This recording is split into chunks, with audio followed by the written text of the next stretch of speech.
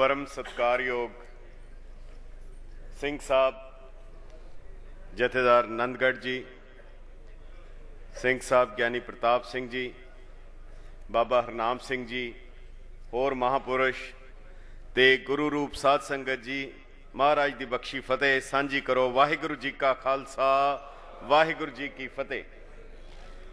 कुछ साल पहला इसे शहर दे विचों एक संस्था ने कुछ लेख लिखे, कुछ किताबचे छपवाए।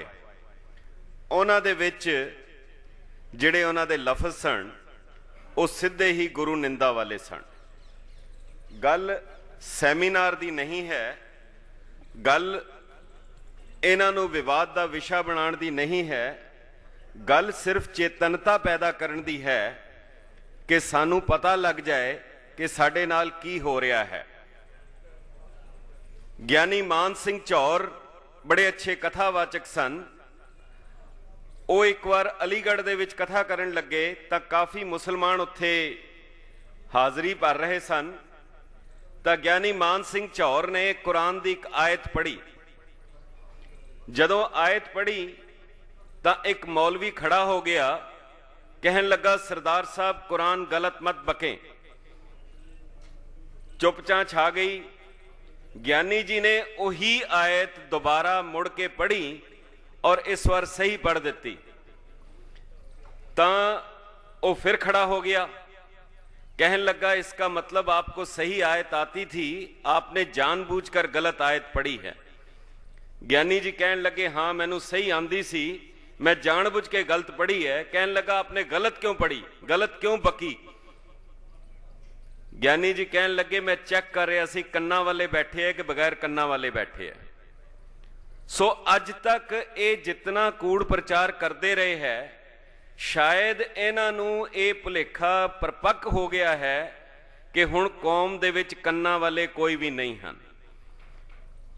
ये हुण दस्सण दी लोड़ है कि असीं हुण गल सुन लई है और उसका जवाब किस तरह देना है। मैं विस्तार विच ना जावां, बड़े मुढ़ले नुकते एक दो आप नाल सांझे करांगा कि सिख रहत मर्यादा की जिहड़ी बुनियाद है उस दे विच स्पष्ट अंकित है कि सिख लई की जरूरी है कि जिहड़ा गुरु नानक साहब तो लैके गुरु गोबिंद सिंह साहब तक 10 पातशाहियां दे उत्ते इतकाद रखे, गुरु ग्रंथ साहिब अते 10 पातशाहियां दी बाणी नूं अपना इष्ट और मुक्ति दाता मन्ने। केवल गुरु ग्रंथ साहिब दी बाणी दा जिक्र नहीं है, 10 पातशाहियां दी बाणी दा है। बिना 10 पातशाहियां दे बाणी दे केवल गुरु ग्रंथ साहिब दी बाणी नाल ना किसी नूं सिख बनाया जा सकता है, ना किसी नूं सिख कायम रखा जा सकता है। भावें वो नितनेम दी बाणी होए, भावें वो अमृत संचार दी बाणी होए। बाकी ये जिहड़े गुरु निंदक हन, इन्हां दे बारे तां दसम पिता ने खुद ही फैसला दिता है, अंत बहु बरपान जो मत आप ही मिट जाएंगे। तुसी होले होले देखो पंथक शक्ति का प्रगटावा हुंदियां जिस तरह किसे वेले मसंद लफज सी, किसे वेले महंत लफज सी, हुण महसूस होना शुरू हो गया है कि मिशनरी लफज भी उस तरह का बनता जा रहा है। ये पंथक शक्ति का ही प्रगटावा है। इन्हां दिनां नूं मनाउण दा एक मकसद है। रह गई गल ये जरूर आपने निर्णय करना है कि इन्हां दे नाल निबड़ना किद्दां है, इसका जवाब किद्दां देना है। साडे कोल एक काम करदा सी, बिल्कुल अनपढ़ सी। जदों उसने गल करनी उन्हें कहना विद्या कसम। जिहड़ा आप अनपढ़ है वह विद्या कसम नाल उहनूं की फर्क पैंदा है? इन्हां बंदियां नूं धर्म की गल कहनी, धर्म का वास्ता देना कोई फायदा नहीं होएगा, क्योंकि जिस बंदे नूं उसका इतकाद नहीं है, उस ते विश्वास नहीं है, उस गल की गल ही करनी फजूल है। किसी ने बहुत सोना कहा, लबों पे रंग उल्फत के भरे हैं दिल कदूरत से, खुदा की बात करते हो खुदा से कौन डरता है। जिस बंदे नूं रब दा डर ना होए उसनूं तुसी रब दी गल नाल किद्दां समझा लोगे, किद्दां कायल करोगे? जे अकाल पुरख ने भी हरनाकश नूं समझाना सी ਤਾਂ ਨਰਸਿੰਘ ਦਾ ਰੂਪ ਉਸਨੇ ਧਾਰਨ ਕੀਤਾ। ਇਹ ਜੋ ਲੋਕ ਹਨ ਜਾਂ ਤਾਂ ਉਹ ਸਿੱਧੀ ਬੋਲੀ ਸਮਝਦੇ ਹਨ ਤੇ ਜਾਂ ਦੂਸਰੀ ਗੱਲ ਹੈ ਇਹਨਾਂ ਨੂੰ ਡਰ ਕੇਵਲ ਕਾਨੂੰਨ ਦਾ ਹੈ। ਤਸੱਲੀ ਦੀ ਗੱਲ ਹੈ, ਜਿਹੜੀ 5-6 ਸਾਲ ਪਹਿਲੇ ਗੱਲ ਸ਼ੁਰੂ ਹੋਈ, ਬਾਬਾ ਜੀ ਨੇ ਨਿਰਣਾ ਲਿਆ ਕਿ ਇਹਨਾਂ ਨੂੰ ਦੋਨੋਂ ਤਰੀਕਿਆਂ ਦੇ ਨਾਲ ਹੀ ਸਮਝਾਇਆ ਜਾਏਗਾ। ਜਿਨ੍ਹਾਂ ਵਿਅਕਤੀਆਂ ਨੇ ਸਿੱਧੀ ਗੁਰੂ ਨਿੰਦਾ ਕੀਤੀ ਹੈ ਉਹਨਾਂ ਨੂੰ ਉਸੇ ਢੰਗ ਦੇ ਨਾਲ ਉਹਨਾਂ ਦੇ ਉੱਤੇ ਦੂਸਰੀ ਚਾਰਾਜੋਈ ਦੇ ਨਾਲ ਉਹਨਾਂ ਨੂੰ ਕਾਨੂੰਨੀ ਚਾਰਾਜੋਈ ਵੀ ਕੀਤੀ ਜਾਏਗੀ, ਕਿਉਂਕਿ ਮੂਰਖ ਨੂੰ ਸਮਝਾਉਣਾ ਆਸਾਨ ਹੈ, ਸਿਆਣੇ ਨੂੰ ਆਸਾਨੀ ਨਾਲ ਸਮਝਾਇਆ ਜਾ ਸਕਦਾ ਹੈ, ਪਰ ਜਿਹੜਾ ਵਿਅਕਤੀ ਮੂਰਖ ਵੀ ਨਹੀਂ ਹੈ, ਸਿਆਣਾ ਵੀ ਨਹੀਂ ਹੈ, ਉਸ ਨੂੰ ਸਮਝਾਇਆ ਨਹੀਂ ਜਾ ਸਕਦਾ, ਉਸ ਨੂੰ ਕੇਵਲ ਸਿੱਧੇ ਰਸਤੇ ਪਾਇਆ ਜਾ ਸਕਦਾ ਹੈ। ਮੈਨੂੰ ਗੱਲ ਯਾਦ ਆਉਂਦੀ ਹੈ, ਮੇਰੇ ਇੱਕ ਮਿੱਤਰ ਨੂੰ ਕਿਸੇ ਨੇ ਕਿਹਾ ਸੀ ਕਿ ਮੈਂ ਤੁਹਾਨੂੰ ਸਿੱਖਾਂ ਬਾਰੇ ਕੋਈ ਇੱਕ ਮਜ਼ਾਕ ਦੀ ਗੱਲ ਸੁਣਾਵਾਂ, ਕੋਈ ਤੁਹਾਨੂੰ ਜੋਕ ਸੁਣਾਵਾਂ, ਤੁਸੀਂ ਬੁਰਾ ਤੇ ਨਹੀਂ ਮੰਨੋਗੇ? ਉਸਨੇ ਕਿਹਾ ਨਹੀਂ, ਬੁਰਾ ਤੇ ਨਹੀਂ ਮੰਨਾਂਗਾ, ਪਰ ਉਸ ਦੇ ਬਾਅਦ ਮੈਂ ਤੈਨੂੰ ਕੁੱਟਾਂਗਾ ਕਿ ਨਹੀਂ ਕੁੱਟਾਂਗਾ ਇਹ ਮੈਂ ਗਰੰਟੀ ਨਹੀਂ ਦੇ ਸਕਦਾ। ਸੋ ਇਹ ਸਨੇਹਾ ਬੜੇ ਸਪਸ਼ਟ ਤੌਰ ਦੇ ਉੱਤੇ ਜਾਣ ਦੀ ਲੋੜ ਹੈ ਕਿ ਗੁਰੂ ਨਿੰਦਾ, ਗੁਰਬਾਣੀ ਉਹ 10 ਪਾਤਸ਼ਾਹਾਂ ਦੀ ਬਾਣੀ ਗੁਰਬਾਣੀ ਹੈ।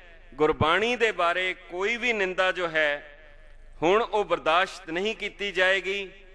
ਔਰ ਕੱਲ ਦੀ ਹੀ ਗੱਲ ਹੈ, ਕਿਉਂਕਿ ਇੱਕ ਲਹਿਰ ਜਿਹੜੀ 5-6 ਸਾਲ ਪਹਿਲੇ ਸ਼ੁਰੂ ਹੋਈ, ਕੱਲ ਦੀ ਹੀ ਅਖਬਾਰ ਵਿੱਚ ਹੈ, 3 ਮਿਸ਼ਨਰੀ ਇਕੱਠੇ ਹੀ ਧਰਮ ਪ੍ਰਚਾਰ ਕਮੇਟੀ ਨੇ ਫੈਸਲਾ ਕਰਕੇ ਸਿੰਘ ਸਾਹਿਬ ਦੇ ਹਵਾਲੇ ਕੀਤੇ ਹਨ ਕਿ ਇਹਨਾਂ ਦੇ ਉੱਤੇ ਯੋਗ ਕਾਰਵਾਈ ਕਰਨ। ਇੰਦਰ ਸਿੰਘ ਘੱਗਾ, ਸੁਰਜੀਤ ਸਿੰਘ ਮਿਸ਼ਨਰੀ ਔਰ ਜਿਹੜਾ ਮਹਿੰਦਰ ਸਿੰਘ ਜੋਸ਼, ਜਿਸ ਨੇ 10ਮ ਪਾਤਸ਼ਾਹ ਦੀ ਬਾਣੀ ਬਾਰੇ ਲਫ਼ਜ਼ ਕੰਜਰ ਬਾਣੀ ਲਿਖਿਆ ਹੈ।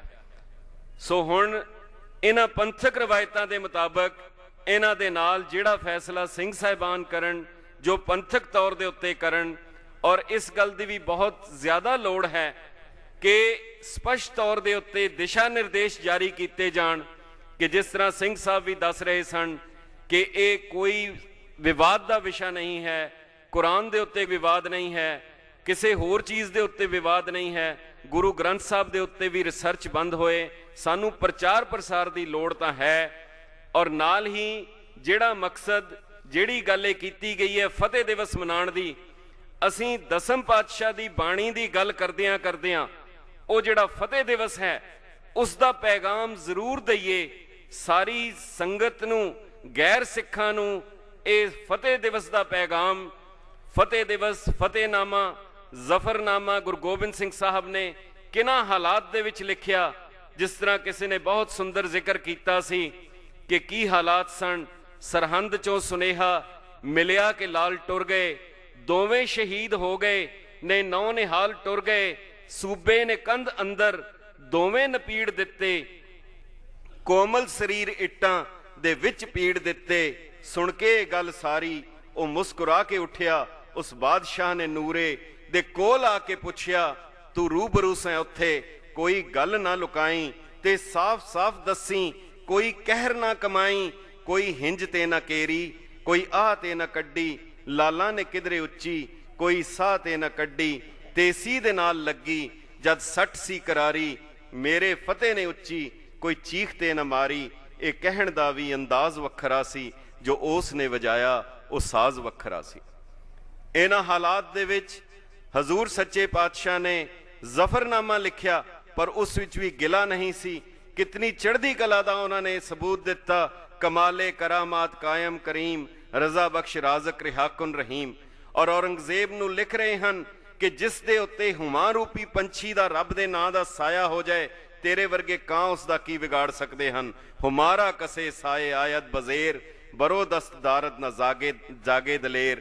ਤੇਰੇ ਵਰਗੇ ਕਾਂ ਨੂੰ ਕੋਈ ਨਹੀਂ ਵਿਗਾੜ ਸਕਦੇ। ਜਿਹੜੀ ਗੱਲ ਗੁਰੂ ਗੋਬਿੰਦ ਸਿੰਘ ਸਾਹਿਬ ਦੀ ਹੈ, ਇਹ ਬਿਰਧ ਬਾਣਾ, ਇਹ ਬਾਣਾ ਔਰ ਬਾਣੀ ਉਹਨਾਂ ਦੀ ਹੈ। ਉਹਨਾਂ ਨੇ ਆਪ ਉਹਦੀ ਲਾਜ ਰੱਖਣੀ ਹੈ। ਅਸੀਂ ਉਹਨਾਂ ਦੇ ਦਰ ਦੇ ਉੱਤੇ ਢਹਿ ਪਈਏ ਔਰ ਇੱਕ ਅਰਦਾਸ ਕਰੀਏ। ਜਿਸ ਵੇਲੇ ਗੁਰੂ ਗੋਬਿੰਦ ਸਿੰਘ ਸਾਹਿਬ ਦੇ ਕੋਲ ਕੋਈ ਸੰਸਾਰਕ ਪਦਾਰਥ ਨਹੀਂ ਸੀ, ਇੱਕ ਬਿਹਾਰੀ ਕਵੀ ਉਹਨਾਂ ਦੇ ਕੋਲ ਆਇਆ ਔਰ ਜਿਹੜੀ ਉਸਨੇ ਅਰਦਾਸ ਕੀਤੀ ਸੀ, ਉਹ ਕਹਿਣ ਲੱਗਾ, ਚਾਦਰ ਮੈਲੀ ਸਾਬਣ ਥੋੜਾ, जद देखा तद रोवां, बहुते दाग लगे तन मेरे, मैं केड़ा केड़ा धोवां, दागां दी कोई कीमत नहीं, मैं क्यों कर हच्छी होवां, श्री साहब मैनू दर्शन देवो, मैं सच्चे साबण धोवां।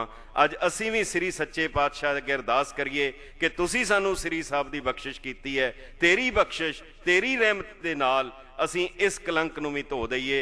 इन्हां लफ्ज़ां दे नाल बहुत बहुत धन्नवाद। वाहिगुरू जी का खालसा, वाहिगुरू जी की फतेह।